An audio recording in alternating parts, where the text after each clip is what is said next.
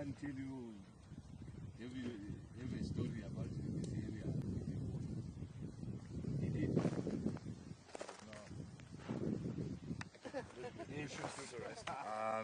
Okay. So briefly, this is the map of our country. Botswana is a landlocked democratic republic with population estimated between 2.2 million people here. We are surrounded by Namibia, Angola, Zambia, Zimbabwe, South Africa. Our city is Gaborone is down there. Second one is Francistown. What's the name, Gabon? Gaborone is here. And then we do have other places like Kasani, Maun, where some of you are going to, some of you have been to.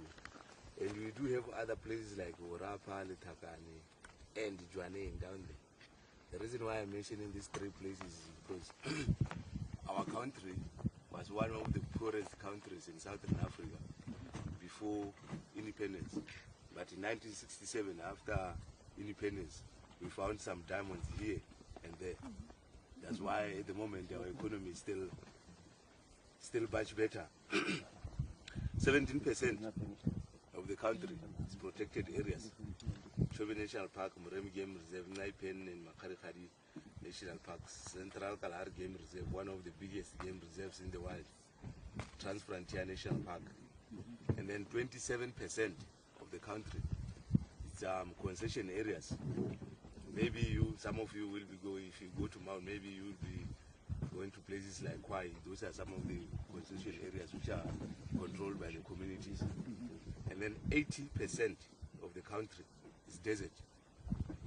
We have got only the Okavango River here, the Linyanti or Kwandu River here, and then the Chobe River, that side. The whole country, there is no any other river apart from the Limpopo, which is way down to the south, close to South Africa there. So we are dependent on underground water here. So that's why most of the time we don't get most of our vegetables, fruits, we get from South Africa because we can't produce anything here. Places where there is a lot of water, there is a lot of wild animals, elephants, this is their home. Here is their capital. So there is nothing we can do. And then we do have the Okavango Delta here, which is about 12 to 15,000 square kilometers. And then this city here, which you spend your night on, this is in Pen. It's about 6,500 square kilometers. This side, further east, is Pen, 5.5. This is all Makgadikgadi salt pans, which makes 12,000 square kilometers. And Makgadikgadi, remember, Makgadikgadi is a Bushman name, meaning the Great Thirst Land. The Bushmen arrived here. One, there is no water, there was no water. Two, there was no shade. Three, there was no food. They say, no, this is not the rest, the place to be. So that's why they call it the Great Thirst Land. So at the moment, we are somewhere here. Still on the edge. So we didn't go anywhere. For you to, if there was no moon last night, you were to see the lights from the mine, this diamond mine here, right from here, because in between here, there is no trees, it's just flat, wide open, all the way to the side. Even some of the lights from Nata here, you can easily see them from here. Yeah. Right. So, also we do have some of the physical features like Solilo Hills here, where we have got about 3,000 rock paintings made by the Bushmen. And the Roski's Cave is down here. These are some of the famous places which the Bushmen used to live around. Right. And again, the whole entire area here, this area, because the Bushmen, they are adapted to this desert or harsh environment. They are the ones which you do find them in this, they have been living here for centuries in the desert here. Some of the other Nguni tribes, which used to fight other tribes, like the Beles or whatever. What the Bushmen did themselves, they didn't run to the rivers or whatever. They went into the desert because these other tribes, they were unable to survive in this harsh environment. So they were safe here. Themselves, for them to get water, they were getting the water from the plants. While most of the other people, tribes, they wanted, wherever they go, they carry water, they need lots of water. Yeah, that's why they managed to survive. Okay, well, turning clocks anti-clockwise back to like 65 million years ago, times of the eras of dinosaurs or whatever. Remember, nobody knew there will be Africa or Australia or South America. The 7 continents splitted and Africa stood by itself. And Africa used to be rainforested. Because of the global cooling, we ended up having all these deserts and the like. So eventually, what happened, to cut the story short, I mentioned the Okavango River here, the Kwandu, and the Zambezi. So all these 3 rivers used to flow together. And they met around this area here, making it with over about 4 to 8 kilometers wide. They joined the Limpopo when the water went down to the ocean. And about 6.5 million years ago, we had a ridge here, which is today known as the Zimbabwe-Kalahari axis, which was caused by the tectonic movement, which I remember, I think you remember the Rift Valley, which started all the way down from Turkey and ended up here. So this ridge dammed these rivers from flowing to the ocean, and they created this massive lake, which was about 200,000 square kilometers, Baleo Lake Makgadikgadi, in which even part of Namibia here was part of this lake. Eventually, in about 750,000 years ago, we had this movement which happened here again, the Kunyere fault line and the Tamalakani fault line here. So if you look here, it's like 90-degree angle because of this downfall. So this river changed its direction from flowing that way.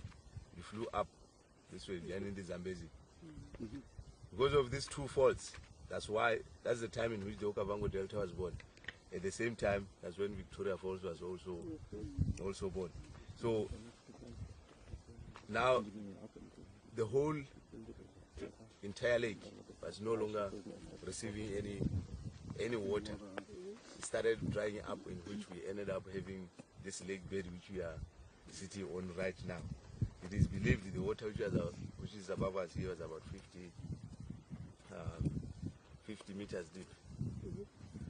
For you to go through the underground water here, you were going up to 150 meters. So right now we are sitting on top of sediments, deposits which has been washed in here by the time when the lake was still receiving water. So there were life the time when this lake had some water, fish, this and that, repose, everything. Everything which was here died. Why? Because pH was high. The lake was no longer receiving any fresh water. The evidence which we do have today is there are some fossils here which were of the remains of all the species which were surviving here. Again, there are some tools which were made by early men. There are some tools here. One of the evidence which shows us that life did existed here before. Remember, where there is water, there is life. So men used to move from one place to another, in which some of these tools, they were being carried in. Some, we believe, they must have been washed in by the time when the lake was still receiving water. So the only little life which we do get here, many believe there is no life, but there is only just little life which is here. It's the brine shrimps. So at the moment, there are millions of their eggs on the ground here. As soon as the pen gets underwater, they hatch and start feeding on the algae, and the flamingos will be here for their diet. So this pen where we are, this Mpeto pen, the water here only gets up to ankle depth. But this one, the water can go up to a meter deep or a meter and a half deep. Why? Because there is this old riverbeds, Natamus, Museti, and Simwani. So all the rainwater flows in, and that's why the flamingos are breeding here, because there will be more water for them to incubate their eggs, feed the chicks until they are mature enough to fly when they migrate. All right. Any questions? And when does this happen, in December or January? Well, as soon as we do receive our first raise, 3 or 4 days later, you will see maybe 4 flamingos flying around. 2 days later, thousands of flamingos everywhere. So the more we do have water here and here, the more they come here. Pelicans, flamingos, both. Yeah.